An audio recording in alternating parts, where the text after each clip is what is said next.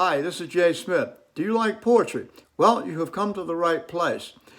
I've written poems on everything from human evolution to history to running, to sailing, and some stories as well, even in Spanish.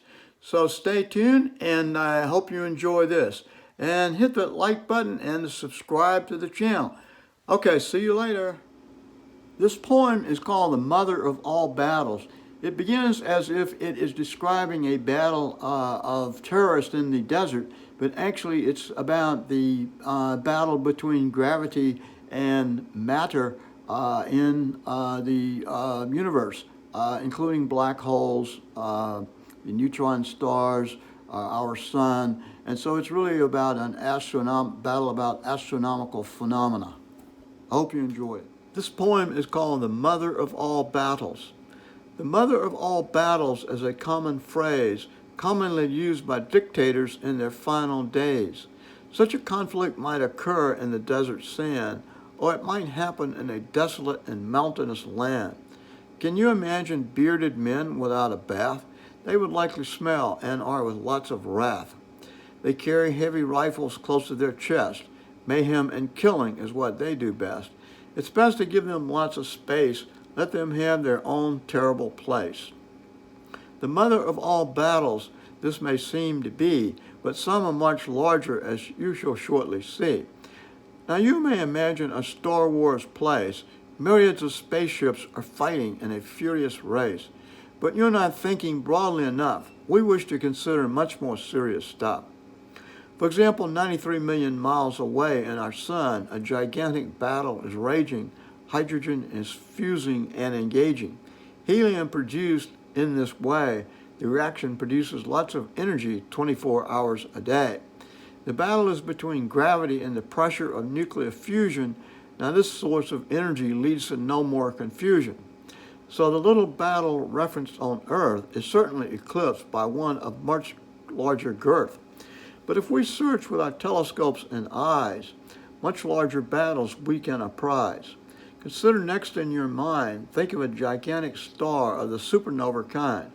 As it runs out of fuel, gravity takes control.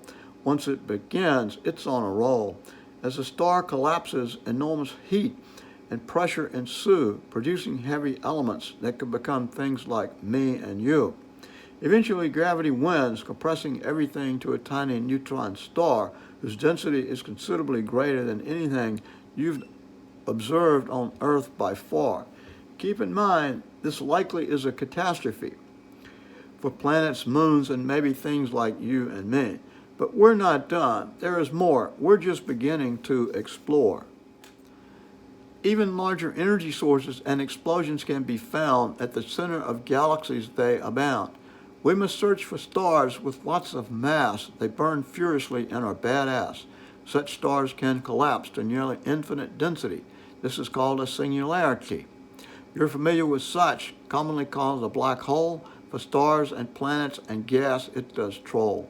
Here, incoming matter swirls to relativistic speeds, feeding the hole with the energy it needs. This matter circles and collides, producing prodigious heat. This energy source cannot be beat. Astonishingly, an entire galaxy can be controlled by such a hole. It disperses the gas that usually plays its role. We're now almost reaching the end, finding that real mother of battles nature does send. Thus, the true cosmic battle is energy versus gravity. This will always be. There's one more chapter in our book. Very far back we must look. The Big Bang was the ultimate event in our universe. Everything and more, dark matter, it did disperse. To understand it, you must dig very deep, but much knowledge you can reap. So the real mother of all battles happened long ago, 13.7 years. It's astonishing that this much we know. Certainly there's much more to learn. We use science to discern.